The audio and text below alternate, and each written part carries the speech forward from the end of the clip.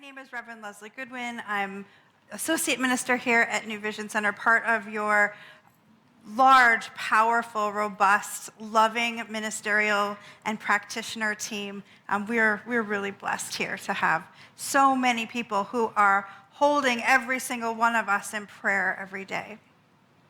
Today is September 11th, and we simply can't go any farther in this service without taking a moment to close our eyes or soften our gaze and go within. And remember saying to ourselves, I will never forget.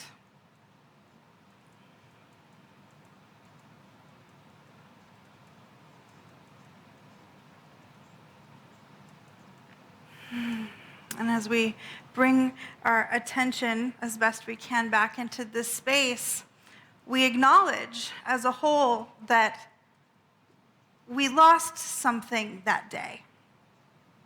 I've heard it referred to as the loss of innocence as a nation, and I suspect that every generation has that moment.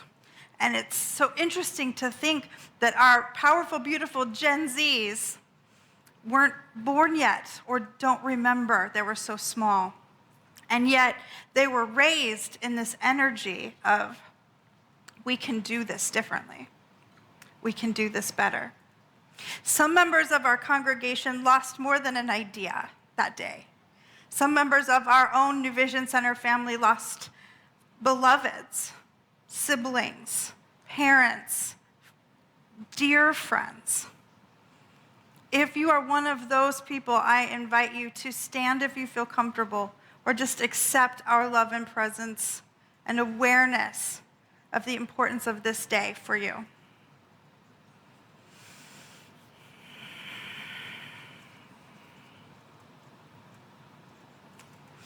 Thank you so much. When I look back on that day, I was a young mom. I had a baby, a 1.5-year-old, and a 5-year-old. And I remember the phone ringing early. And it was my sister, who does not do early. And she wasn't making sense. And I finally was like, Lindsay, back it up. I can hear that you're upset. I don't know what you're talking about. And she said, turn on the news. And of course, we all know what was on the news. At that particular moment, one tower had been hit. And within the couple of minutes, I turned on the news, the second tower was hit while the world was watching live. And as strong as those memories, the memory of the shock and the awe and the how can this happen, still lives in my memory. It takes up about 1% of the memory I have of that period of time.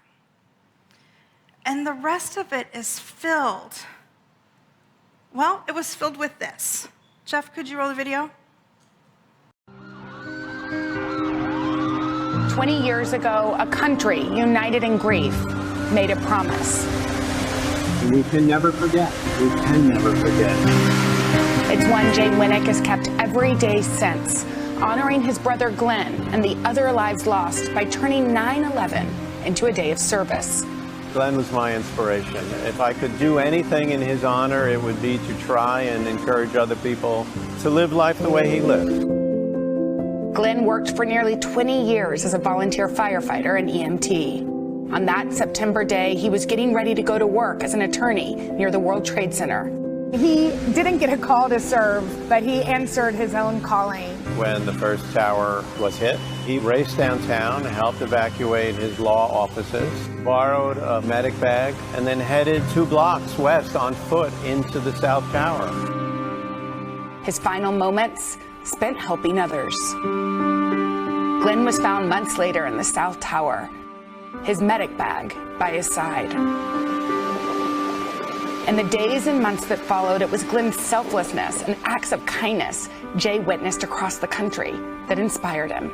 We put aside our differences. We focused on our common humanity. We were all people.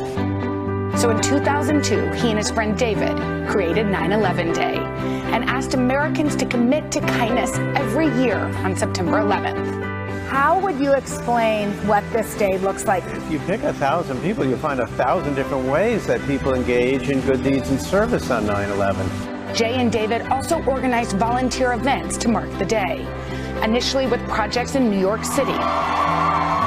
Now it's a nationally observed day of service, with thousands across the country coming together to pack millions of meals for Feed America. For Linda Reynolds, who responded to the scene just minutes after the attack as New York City's chief deputy sheriff, the meal packs are a form of healing. This was more than an empty gesture. I was actually doing physical work, knowing that this was going to help and assist a lot of family and individuals. A legacy of kindness Jay is now working to pass along to the next generation, all in honor of Glenn. What do you think he would think of what you built? Well, Glenn would be first in line. When I have down moments about his passing, that's the place I try to go to, that if Glenn could somehow understand what the country was doing in honor of all those who were directly affected, that makes me feel good.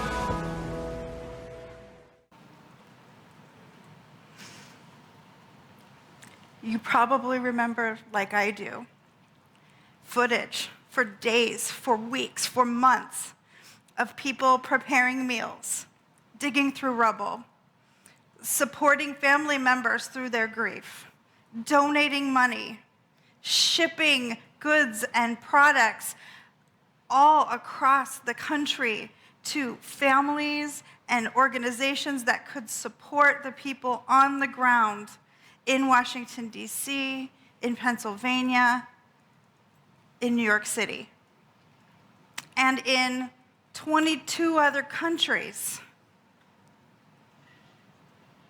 where citizens' lives were lost, that were on planes and in buildings. This was not just an attack on America, it was an attack on people, on individual people. And individual people responded, not as individuals, but as a collective whole that rose up powerfully, far more important than ideology or religion or culture or race or nation. Pulled together, lifted up from the inside by the divine truth of who they are. There was a temptation to come into this message to talk about how do we become our best self. But the truth is, historical evidence shows us, as does the words of our own beloved teaching, that we don't have to become the best of who we are. We already are that.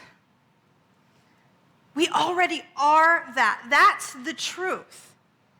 The question isn't how do we become that high, giving, kind, open self. It's how do we stay there? How do we stay there through the grind of life? Because something else happened. 2 months, 5 months, 6 months, a year later. Were we all packing sandwiches? It became less and less, and we need reminders to call back up. And, 9/11 is powerful and it's important and it's this day, but it's certainly not the only time we've seen this amazing rising up and coming together of all of humanity. We saw it after Hurricane Katrina. We saw it recently at the beginning of the pandemic, where day after day we would see footage on the news of people leaning out of apartment buildings and banging on pots and pans so that the healthcare workers traveling to yet another difficult day in the hospital would know that we value them and that they matter. And then something happens. We get tired. And it starts to feel a little bit more like, why does this need to be my problem? I'm tired of spending all this energy on this. And we point fingers about who should have done whatever they should have done and who didn't do the thing that they should have done that would have prevented this, whatever this is. And we lose track of that powerful evidence of God as us. And so that's what I want to talk about today. I want to talk about how we link in so completely to that truth that shines forth effortlessly in the moment when it is necessary. How to hold on to it so that we are still that bright shining light without the tragedy, without the emergency, because we already are that. So this message is called Pulling Together. Because I know when we're all pulling together in the same direction, miracles happen. We see it here all the time. The way a community surrounds a beloved in need with food and visits and phone calls and cards and prayers and consciousness and openness and willingness. A beloved said to me just today, you know, you think you're fine. You think you've got your emotions all under control, and then you step into a warm hug that really means it, and here come the tears because we know we're safe. How do we maintain that space without having to have buildings fall to the ground? Because that, my friends, is the energy that will heal this planet. And it certainly is the energy that heals each of us.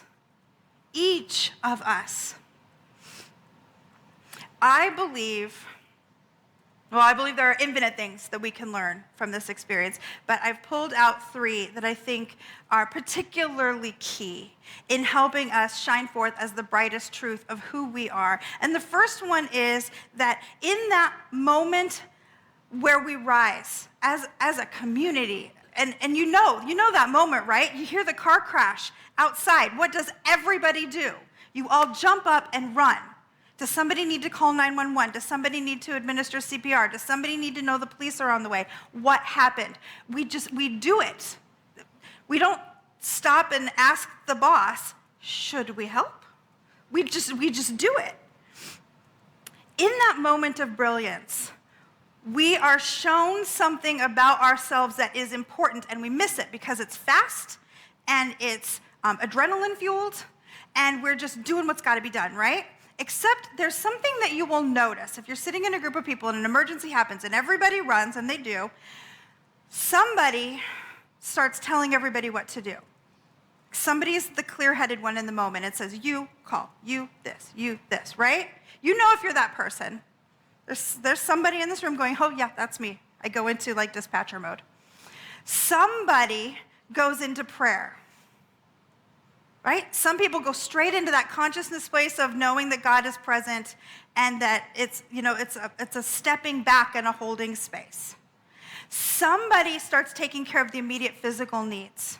They start rearranging the universe for comfort, for aid, for health purposes. Somebody starts letting people know who need to know. Somebody's the organizational information passer outer. And there's a million different potential jobs that arise. But what you will notice, if you track back through your mind, if you go through a little stroll of yourself through crisis, you will likely find that you do the same part over and over and over. When the emergency hits, you rise up to a certain task. There is wisdom in this for us. This is our highest true self saying, this is your calling. Now, it can show up in infinite different ways, but we are getting a little peek at our superpower because we don't have time for our ego or our fear or our doubt to get in our way. And our highest best self just shoots right up out the top of the roof. We don't have time to stop it. Poof, there it is. It's doing its thing. And when we know what that is, when we claim it and grab it, then we start to see something bigger about our own selves. Ernest Holmes wrote in The Spiritual Universe, Talent does what it can, but genius does what it must. We all have lots and lots of talents, and we use them all the time, right?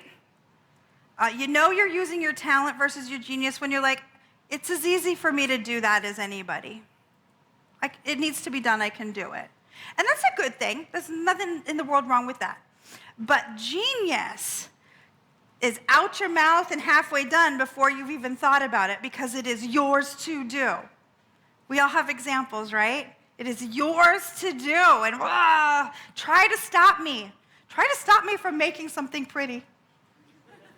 I can't be stopped. I like to do it. I love it. It's just, we all have our thing. We all have our thing. And here's the deal. When we are following our calling, it is easier. The work isn't less hard, don't get me wrong. If your calling is physically making the space safer and better for everyone, and you were one of those people digging out rubble or pulling someone from a car after an accident, or bless your sweetheart, clearing out these ridiculous storage spaces of the things that we managed to shove into them here at New Vision Center. Bless you if that is your calling. It's still hard work, right? But there is a lightness and an ease to it that powers us through longer, day upon day, week upon week, year upon year. We are less likely to hate it over time because it is ours to do. This is true in a catastrophe. It is true in a volunteer or service position. It is true in a job. It is true in our house. I have a weird, unexplainable passion for organizing cabinetry. Do the cabinets need to be quite that organized? I say yes. Other people who live in my house maybe don't agree.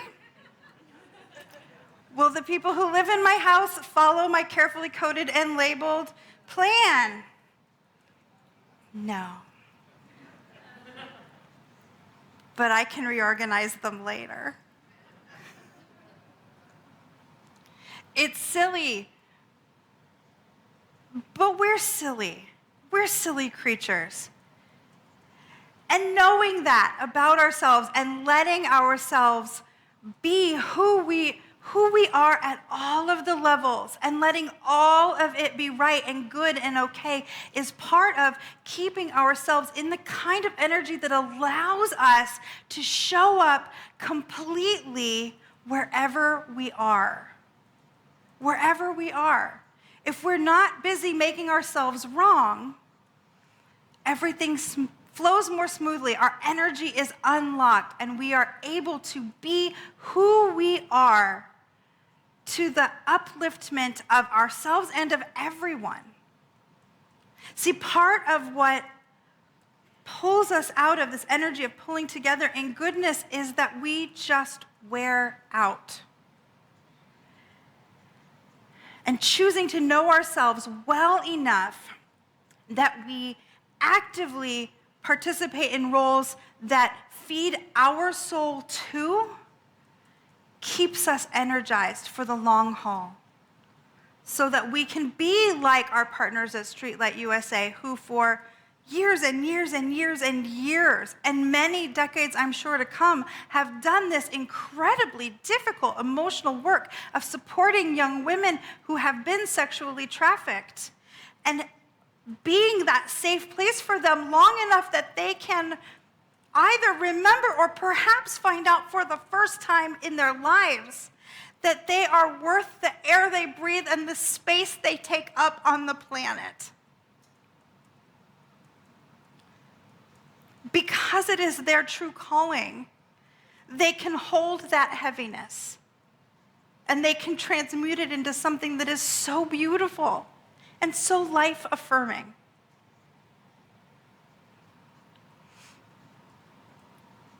Part of what wears us out is something that psychologists call compassion fatigue.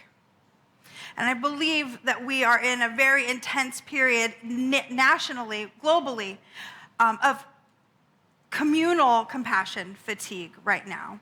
Having moved through this period of time, I hesitate to use the word come out of because we haven't come out of it. We're moving through this period of pandemic towards an endemic disease that has changed the face of healthcare, has changed the face of social structures, has changed the face of how we do New Vision Center.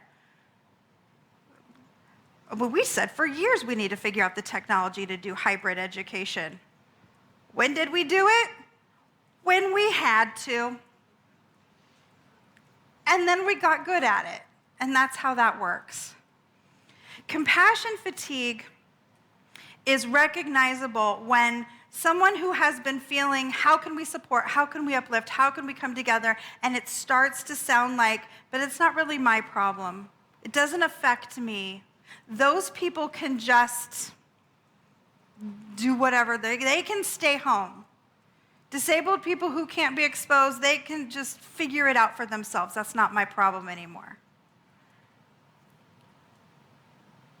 Who didn't fix the healthcare system? Who didn't know that a shot would be necessary? Who's telling people they should get shots? They're wrong. No matter what set of opinions anyone in this room or beyond has, somebody else is wrong according to somebody's philosophy, right? And when we let ourselves fall into that, it's easy to be like, wait, how did this happen? How did I go from kumbaya to not my problem? And the answer that the great minds that study these things have come up with is compassion fatigue. The point at which energetically you cease to be able to have empathy anymore. You're all used up. You have poured out your cup, you have squeezed out the sponge, you have thrown it on the floor, you've done a little trumple dance on it, and now you don't even want to hear about it anymore. Anybody been there at some point? I mean, I think we all have. Just sick of hearing about fill in the blank thing. I just don't have it in me anymore. You know you're in it when you feel drained, annoyed, irritable, like pushing away rather than pulling in. You want to turn it off. You want to shut it down. It's literally the opposite energy of the lean in. It's the nope. Nope, nope, nope, nope, nope. What we may not recognize is that you can also see it when you find yourself feeling depleted, depressed, powerless, and hopeless. This problem is too big for someone like me to handle, therefore it's not my problem, somebody else's job. Unfortunately, everybody seems to feel that way at the same time. How very people-y of us, peopling all the time. So what do we do? How do we first recognize that we are in a state of compassion fatigue? This is probably the hardest part because it means having to recognize that we've stepped out of a state that we considered good and kind and generous, and that we've stepped out of it. I'm just going to give us a space to just feel into if that is partially or wholly true for us in this moment.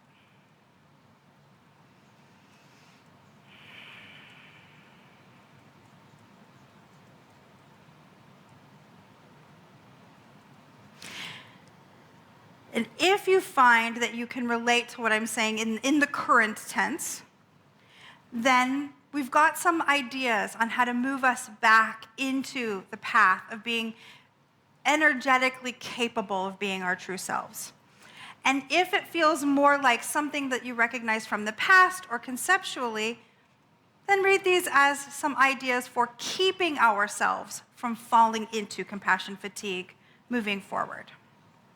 So the first one is one that is not going to surprise anybody. Put on your own oxygen mask first. Put on your own oxygen mask first. When we are depleted of self-care, if we tried to dig rubble for 20 out of 24 hours for 15 days in a row, we would not be able to get up on day 16, right?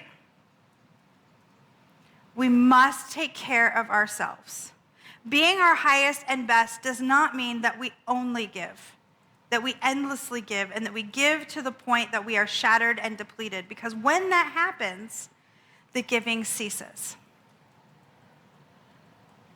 Self-care means different things to different people. So feel into what it means for you. For me, it's a lot of time doing nothing. Nothing. Not even organizing cabinets. Sometimes I am told to stop organizing cabinets and go do nothing. So it is not as restful as I seem to think it is, even though there are all these bins you can get. Do you guys know about the bins? There's the Container Store. There's a whole store. It's a thing. If it's meditation and prayer, if it's your favorite ridiculous TV show or your favorite not ridiculous TV show, I'm not here to judge, though there is a new Lord of the Rings show on that we've been watching. It's beautifully shot. Whatever is your self-care thing, from massage to a phone call with your favorite person, please build that in. Don't wait until you think, oh my gosh, I'm burning out, I need self-care. Please build it into your life. When we don't, is when we find ourselves, I will speak for myself because I'm sure that this was not true for you, but I find myself, sometimes laying on the floor of Jeff's office, sometimes crying over, a burnt Pop-Tart. You know that feeling when you just don't have the capacity to hold one more thing, and the thing that snaps is, where's my hairbrush? Who moved my hairbrush?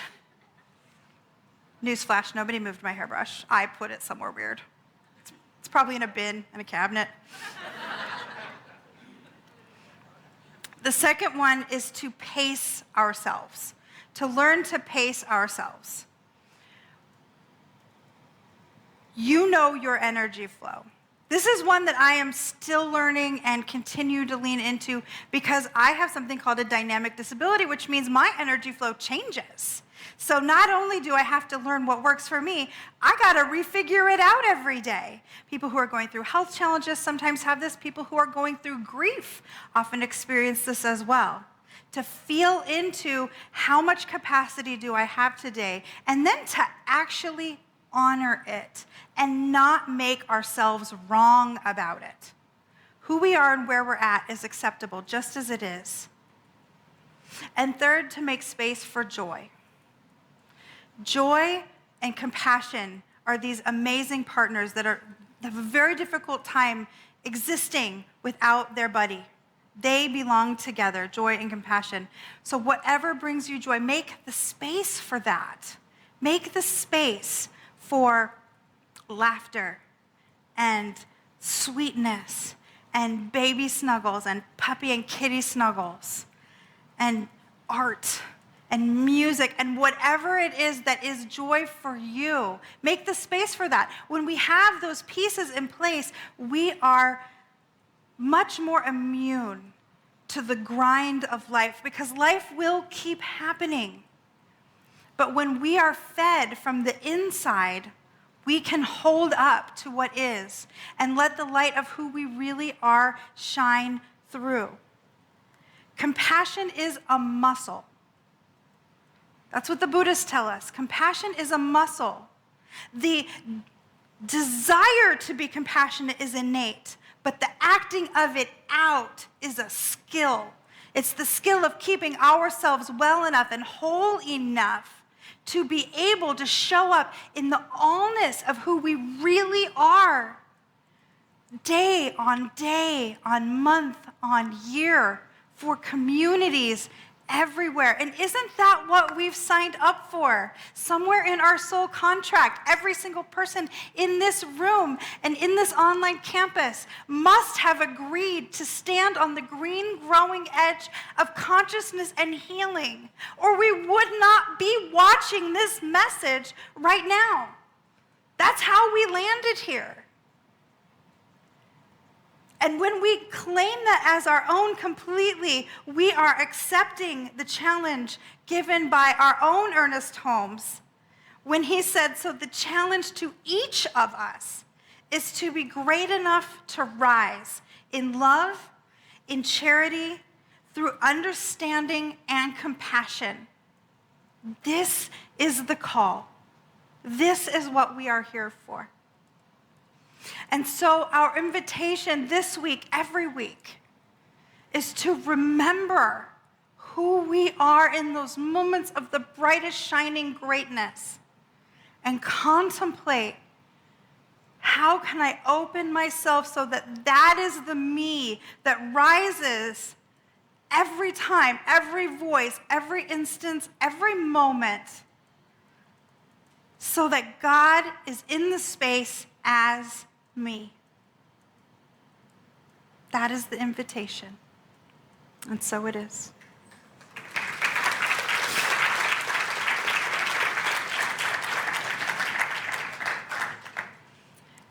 And so let us anchor this high consciousness in prayer.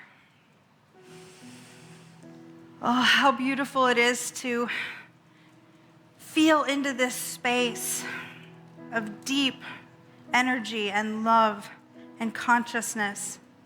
To know that as we pull together as a community of faith, so too we pull together as a community of humanity, where high spiritual goodness is showing up as every single individual.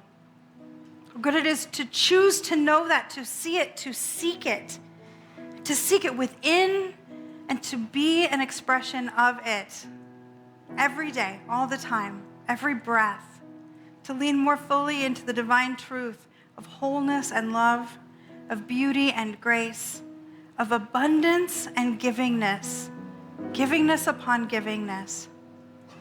To know that any concern or fear that came into this service today in the hearts and minds of our beloveds is met right now by the divine saying, oh, my sweetheart, you are so supported, so loved, so handled, so held. So powerful it is to know that simply by being a yes to indwelling spirit, we are a part of that healing, a part of that holding. And so I just call forth miracles upon miracles this day. Healing from the inside out, from indwelling spirit within each one of us, knowing that our God is bigger than any concern, any fear, any illness, any seeming lack, any obstacle. And trusting implicitly that that which we seek is done unto us right here, right now. And with a grateful, grateful heart, I simply call it all good. And so it is.